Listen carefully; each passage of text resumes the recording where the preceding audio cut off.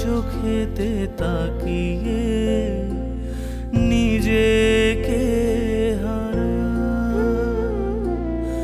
আমি থাকি না আমাতে মগ্নতা ছুঁয়ে যা কিভাবে ভালোবাসা আমি তোমার কাছে ডাকি তাকিয়ে দেখে অবাক হয়ে তোমাকে দেখি।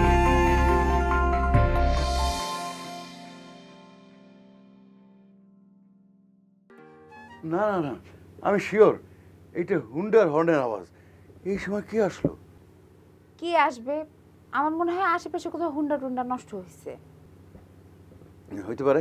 তুমি তৈরি হও, তৈরি হও। আচ্ছা আচ্ছা ঠিক আছে।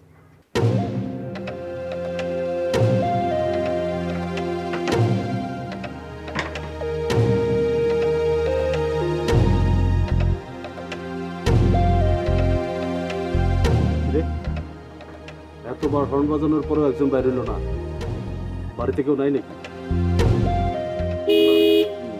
ভগবতী বাড়ির ভিতরেই আছে, ও তো কখনো বাড়ি থেকে বাইরে হয় না। তাইলে আমার কেমন সন্দেহ হইতেছে দাদা। কি সন্দেহ? চেয়ারম্যান সাহেব মনে হয় বাড়ির ভিতরে আছে। উনি ভগবতীর আটকে রাখছে জোর করে, বাড়িতে দিতেছে না। ওই লো তো, লো বাড়ির ভিতরে যাই, চল চল। সুমনে নাই, এখন বাড়িতে যাও ঠিক হইব? ভিতরে যা ঠিক হবে না কেন? ওই চল, তুই আমার লোক চল, আয় আয়। আচ্ছা চল। কিরে তুই খারাপ হইছিস কেন? আয় দাদা, আপনারা জানা আমি আমি খারাই। আয় সারা, প্রীত করে দাঁড়ায় থাকার শখ না? চল। কই চলেন। ভগবতী, ভগবতী। কে আসলো? কে? আপনি এরকম লাভ দিলেন যে? তোমার ডাকতেছে কে? ভগবতী কি ঘরে আছো? ভগবতী, আমি দেখতেছি কে ডাক দিল। মরার মানুষ আর আসলে টাইম পাইল না।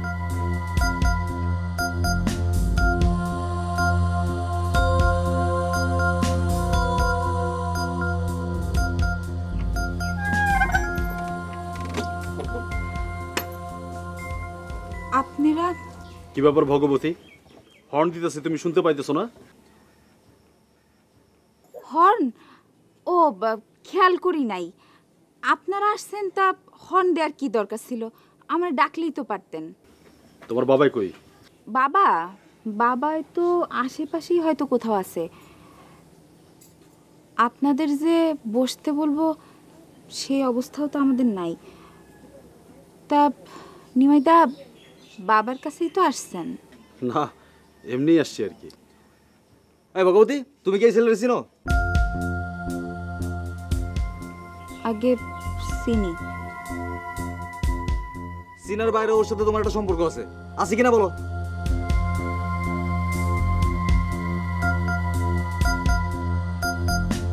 কি বলেন? ভগবতী, তোমার সংকোচের কোনো কারণ নেই। তোমার যা বলার তুমি আমার কাছে বলতে পারো। বলো, আমি তোমারে হেল্প করব। সুমন তোমারে হেল্প করবে।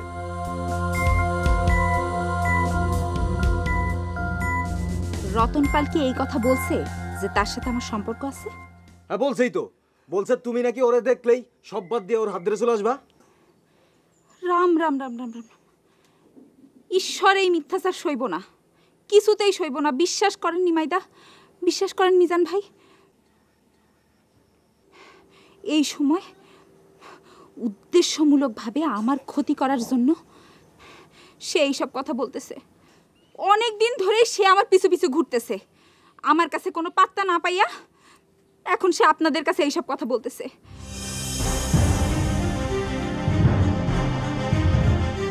তার উদ্দেশ্য আপনারা না বুঝলেও আমি ঠিকই বুঝছি। তুমি এসব কি বলতেছো ভগবতী? একদম চুপ। ভগবতী, ওর উদ্দেশ্য কি? আগে তুমি বলছো যে ওর উদ্দেশ্য আমরা বুঝতে না পারলেও তুমি বুঝতে পারছো। এখন বলো ওর উদ্দেশ্যটা কি? তার উদ্দেশ্য আমার ক্ষতি করা। কি ক্ষতি করবো তোমার? এই চুপ করে আছো কেন? ও তোমার কি ক্ষতি করবে বলো? তোমার বিয়ার দিন তারিখ নাকি ঠিক হয়ে গেছে ভগবতী? এই এই ঘোষ তোমার কি জিজ্ঞেস করলো? তোমার বিয়ের দিন তারিখ কি ঠিক হয়ে গেছে? তুমি কথা কও না কেন? বিয়ের দিন তারিখ কি ঠিক হয়ে গেছে নাকি? এই তুমি চুপ করে আছো কেন? এই তুমি কথা উত্তর দিতেছো না কেন? এই এই তোমার কি বিয়ের দিন তারিখ ঠিক হয়ে গেছে? বলো বলো। মিজান, ভগবতী, তুমি যদি সুমনের বাপরে বিয়া করো তুমি আমার কাকি হইবা, কিন্তু তুমি কি জানো তুমি আমাকে কত বছরের ছোট, এই হিসাবটা কি তোমার জানা আছে ভগবতী? তুমি অন্তত আমার 10 বছরের ছোট হবা। আমার 10 বছরের ছোট হয়ে তুমি আমার বন্ধুর বাপরে বিয়া করবা? দাদা আমি যে কোনো কিছু না করিয়াই খাইতে চাই। এই যেমন ধরেন যে আপনি এই আলাপ আলোচনা শেষ হইলে আপনি বলবেন যে আপনার 10 টাকার কাম করিয়া দিতে, হ্যাঁ আমি কিন্তু তখন এটা করতে পারবো না। আমি কিন্তু এইটা আগে ভাগে আপনাকে বললে দিতে আসি। আপনার সাথে আমার অদ্ভুত মিল আছে ভাই, দারুণ মিল আছে। আপনারা কি বলবো ভাই, আমিও তো কোনো কিছু না করেই খাই, রেগুলার খাই। কাজ করেন না কিন্তু আপনি রেগুলার খান। বাহ, চমৎকার চমৎকার, এটা তো খুবই মজার কথা বলতে আছেন। নিজের অনেক জমি জমা ছিল, ওগুলো খালি বন্ধক রাখি আর খাই, বন্ধক রাখি, নগদ টাকা নেই আর খাই। তাহলে ওই আমাকে কখন খাওয়াইবেন? আমি আপনারা খাওয়াবো, পরানটা বইরা খাওয়াবো, মনটা বইরা খাওয়াবো, কিন্তু সেটা রাত্রের আগে খাওয়ানো সম্ভব না। সমস্যা নাই সমস্যা নাই, আপনি যেই পিলে বলবেন সেই পিলে হবে। হ্যাঁ আমি রাইতের কালে তাহলে ওই খাওয়ানোর জন্য চলে আসবো। আচ্ছা আপনি চলে আসবেন, আপনারা আমার খুব ভালো লাগছে, একেবারে পরানের মতন লাগছে, একেবারে মনের মতন লাগছে। আমি আপনারা খাওয়াবো, রাত্রেবেলা খাওয়াবো, খাওয়াইতে খাওয়াইতে আমাদের আলোচনাটা সেরে নেব। জি দাদু, আপনাকেও আমার যথেষ্ট পরিমাণে ভালো লেগেছে। হ্যাঁ এইরকম ভালো লেগেছে মানে আমি একেবারে মানে মুগ্ধ আপনাকে পেয়ে। হ্যাঁ আমার এখন কি মনে হচ্ছে জানেন? আমার মনে হচ্ছে যে আপনার কপালে দইরে একটা চুম্মা দিয়ে দিই। চলেন আলোচনা করি। আপনি আমার সাথে জি চলেন। ভগবতী, এই বিয়াতে কি তোমার মত আছে? এই ভাই, এই তুমি কোনো কথার উত্তর দাও না কেন? তুমি বলতে পারো না এই বিয়ে থেকে তোমার মত আছে?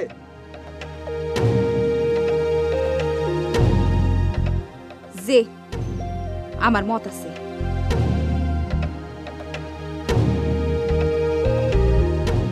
এই বিয়াতে তোমার মত আছে আর তোমার বিয়ার দিন তারিখও ঠিক হয়ে গেছে, আর এই সময় এই রতন পাল তোমার বিয়া ভাঙ্গার লেগা আর তোমার বাপের মান সম্মান নষ্ট করার লেগা তোমার সাথে তার প্রেমের গল্প বইলা বেড়াইতেছে, তাই না?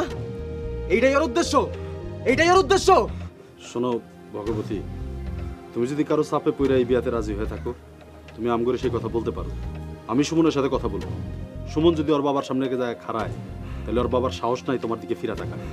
আমাদের সাথে কথা বলো। আমার আপনারা ক্ষমা করবেন, আমি উনারে মনে মনে স্বামী হিসেবে মেনে নিয়েছি।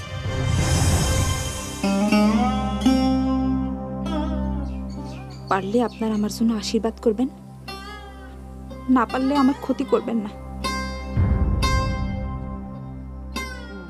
ভগবতী তুমি সব কি কইতাছো? ও দাদা, দাদা গো, এটা ভগবতীর মনে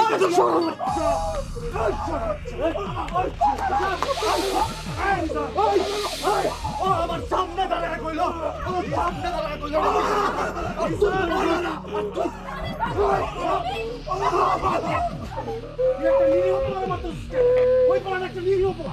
আমারে ক্ষমা করেন আপনারা, আমি নিরুপায়, আমি নিরুপায়। তুমি নিরুপায় না ভগবতী, তুমি যদি নিরুপায় হইতা তাহলে এই আমরা সামনে আসার পর তুমি সত্য কথাটা কইতা, কিন্তু তুমি সত্য কথাটা কও নাই। তুমি খুব ভালো করে জানো যে সুমন শামসু চেয়ারম্যানের পেলা সুমন যদি তার সামনে গিয়ে দাঁড়ায় তাহলে তার তোমারে বিয়ে করার খায়স হতো না, কিন্তু কিন্তু তুমি সত্য কথা কও নাই। তোমার শামসু চেয়ারম্যানের বিয়ে করার খায়স হইছে, তোমার আমগো চাচি হওয়ার খায়স হইছে। এই রতন নাই, এই তোর লাভার তোর জেঠি হইব, তোর জেঠাকে বিয়ে করতেছে। জেঠি না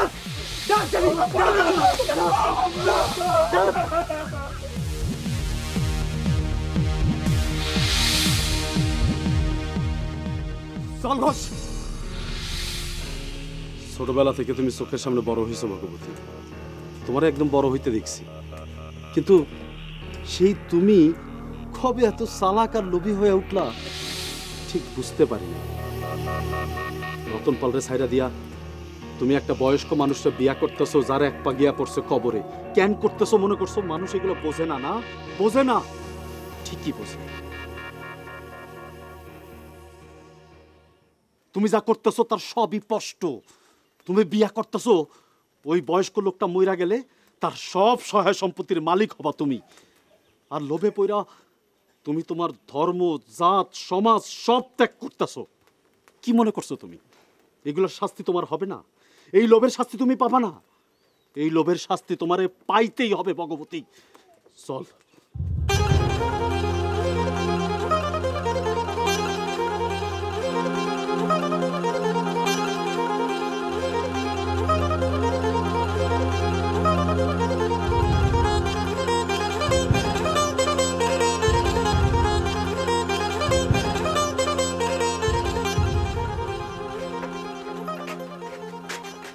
ঝামেলা পাকাইতে আসছিল, পারে নাই, চলে গেছে, আর আসবে না। আমরা কি এখন রওনা হব? আমি বুঝতে পারছি চক্রান্ত কইরা এইসব ঘটনা ঘটাইতেছে মন্টু মেম্বার এইবার ভাইস চেয়ারম্যান পদটা বাগায় নিছে। আগামীবার সে চেয়ারম্যান পদে খাড়াইব বইলা আমার ছেলে সুমন রে আমার পিছে লেলায় দিছে। আপনি কই যান?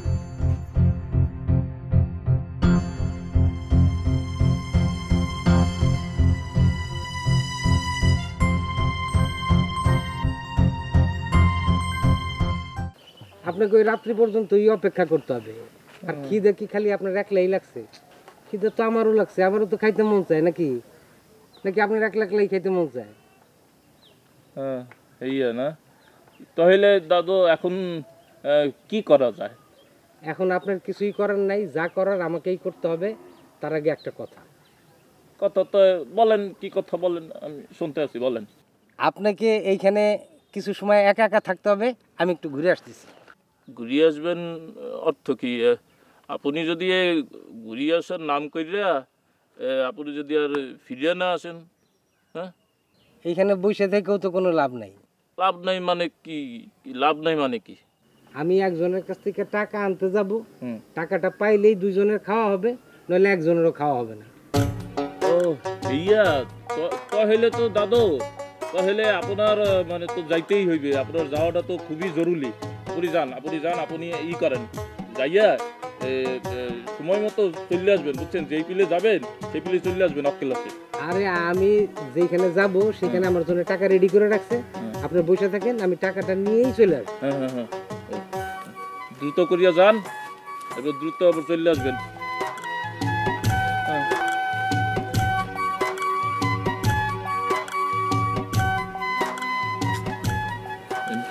কি শোয়া যাইবে না, এত গরম।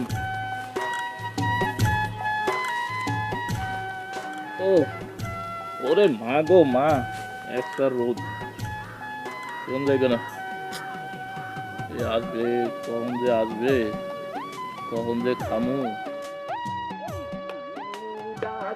বেটার থেকো, স্কাই অ্যাড্রেসে লেটার লিখো। গুডাসি বেটার থেকো, স্কাই অ্যাড্রেসে লেটার লিখো। দিও তোমার নেকলেস খানি, ও দিও তোমার নেকলেস খানি। বাউলের মনটারে আমার good side, bad side, outside, inside আছো তুমি হৃদয় জুড়ে। ঘটনা শুনছস রহিমুল্লাহ? নট স্টপ, আই এম সঙ্গিং, ওকে? আরে বহুরূপী বোকা, ঘটনা শুনলে আমার সঙ্গী কম্বিং হয়ে যাব। What you say? What is combing? Combing means ম্যাচাকার। তোর গান একেবারে ম্যাচাকার হয়ে যাইব। Oh no no no no no Karimullah, এই গান তো আমি শুনতে পারবো না। গান ম্যাসাকার হয়ে যায় এমন জিনিস আমার দ্বারা শোনা সম্ভব না। Sorry to say, you go. খবর শুনছস? বসের বউ শিপ্রা ভাবি মারা গেছে রহিমুল্লাহ। লা হাওলা ওয়ালা কুওয়াতা ইল্লা বিল্লাহি আলিউল আযীম। এই রহিমুল্লাহ, তুই এটা কি পড়লি? আমি তো শুনছি মানুষ মারা যাওয়ার খবর শুনলে পড়তে হয়। আরে জানি বলতে তো হয় ইন্না লিল্লাহি ওয়া ইন্না ইলাইহি রাজিউন, কিন্তু এতটা আকস্মিক আচমকা মানে দিক বিদিক খাড়ার উপরে এমন একটা সংবাদ শুনছি যে মুখ দিয়ে অন্য দোয়া বাইরে গেছে গা। আচ্ছা করিম শাহ, এ কেমনে মারা গেছে?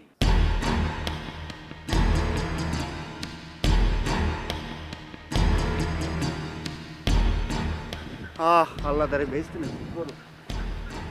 ও মাই গড, আমি কি শুনলাম? নো, এটা তো হইতে পারে না। আমাকে তো এখনই দেলু ভাইয়ের বাসায় যাইতে হবে, ঘটনাটা শুনতে হবে। এত বড় একটা ঘটনা, গ্রামের মধ্যে কোনো মাইকিং নাই, আমি ছাড়া মাইকিংটা করবে কে? তোমার চোখেতে তাকিয়ে